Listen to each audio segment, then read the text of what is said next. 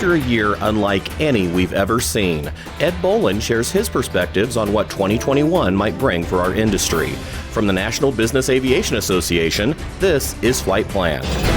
I'm Rob Finfrock with your trusted source for business aviation news. We're several weeks now into the new year, and while 2021 hasn't yet brought the relief from COVID-19 we'd all hoped to see, that doesn't mean we shouldn't still be excited and optimistic about what lies ahead.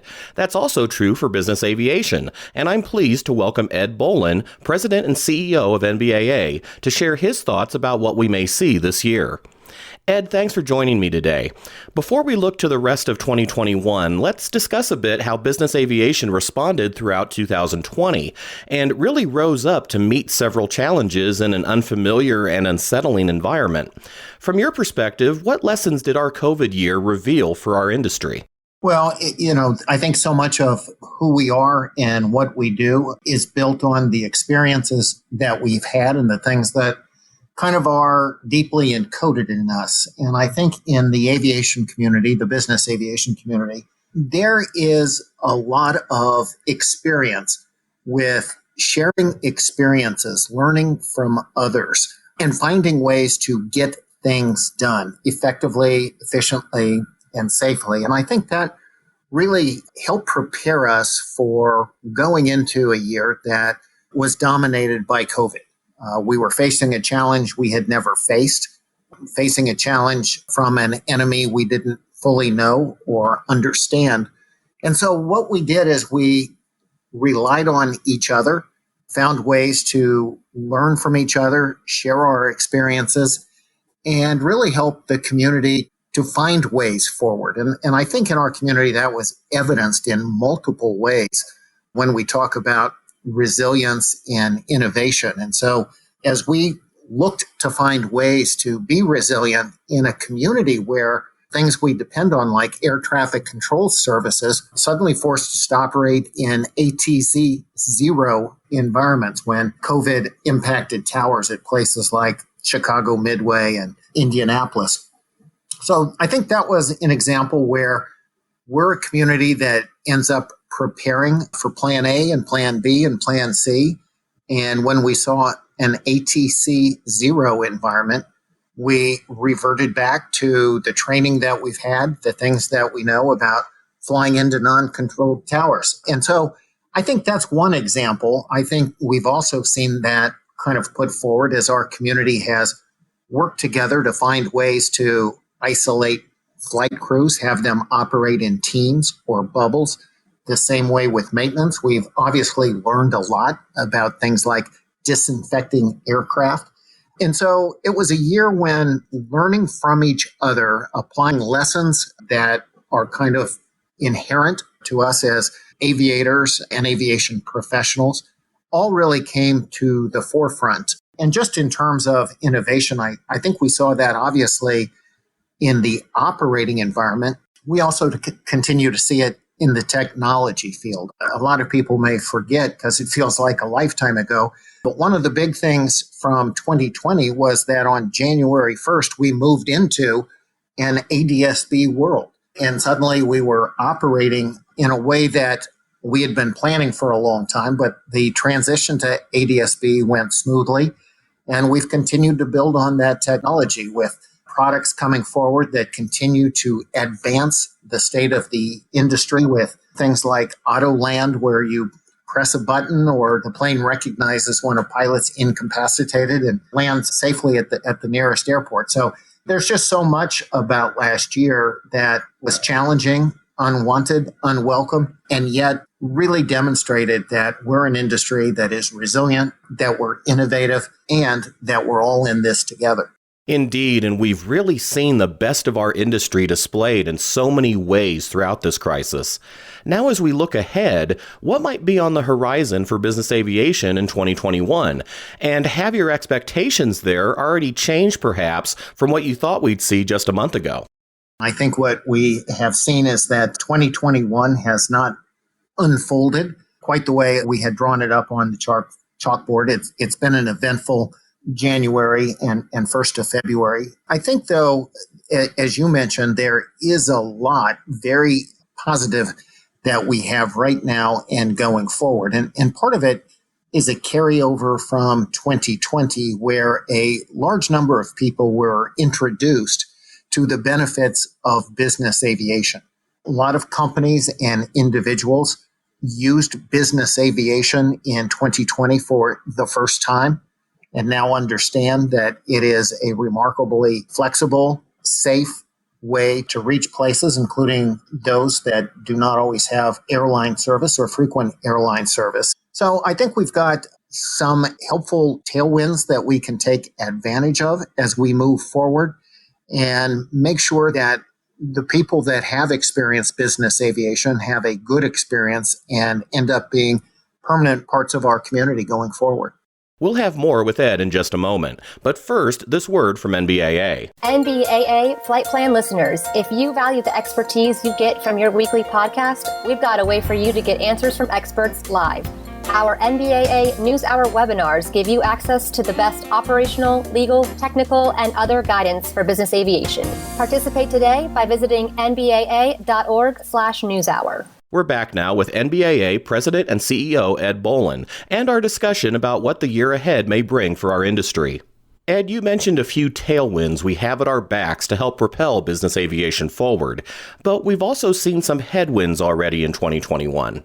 Yeah, the headwinds include that we're still dealing with COVID-19, kind of a challenge we're constantly trying to understand. I think in a lot of ways there's been some very positive news in terms of the vaccines that are rolling out, but there are continued challenges to both the rollout and new variants that leave us continuing to find ways to operate in a COVID-dominated world. And for NBAA, that means that the live events that we had planned in the first half of this year, we're not in a position to go forward with. But it does give us an opportunity through the virtual platforms that we have to continue to bring important information to our community as it's developing, which is something we really spent a lot of time doing last year when the coronavirus came onto the scene. I think we're now working through things like mask mandates, travel restrictions. What does it mean? How do we comply? And so while NBA may not be able to do some of the live events it hoped to do in the first half of this year, we certainly have some very good platforms and communications channels and access to some of the real experts, whether it's through operations or in the medical community. And of course, we're continue to be very close with government regulators and legislators so that we're able to effectively understand what the guidance is, what the operating requirements are, and pass those along. And to some extent, we'll be able to work with our community to help shape some of those things. So I think it is a year that will have continued headwinds, but one of the tailwinds that I did not talk about earlier that I think is important is that there continue to be very strong growth predictions for the economy.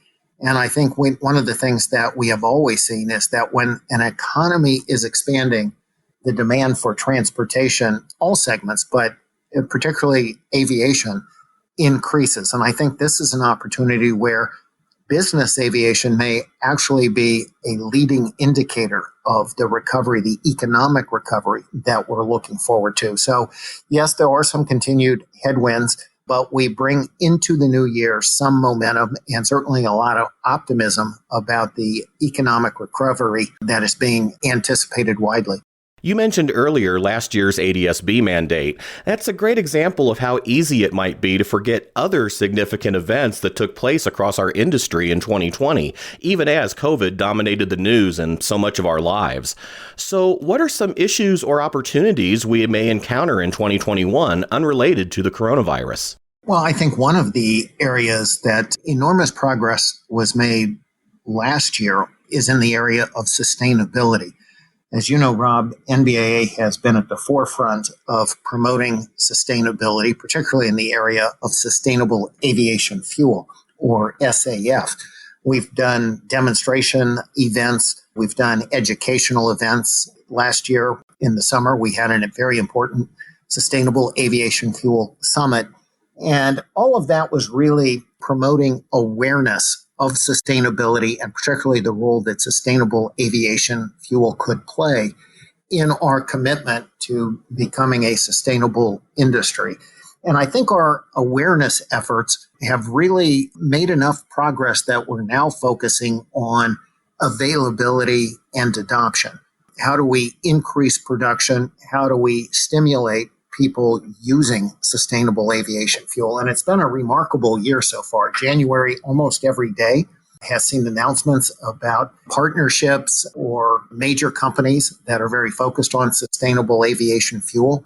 I think we're building on new ways to access that. Book and claim systems are one of the ways that we kind of developed last year when we participated in the World Economic Forum demonstration. So I think that sustainability is clearly something that is front and center, both in the general population, but I think it's something that's certainly central to the business aviation community, in an area where we've made a lot of progress over the course of the last year and have a lot of opportunities that are ahead of us to promote things like book and claim systems, but also government policies that can help stimulate this important market.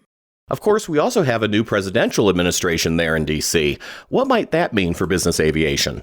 Well, we just have a newly confirmed Secretary of Transportation. In fact, obviously, we've got a whole new cabinet that is moving in. I think that there is a lot of talk right now about the potential for an infrastructure bill, something that could help us upgrade our physical infrastructure and also serve in some ways as a jobs recovery act.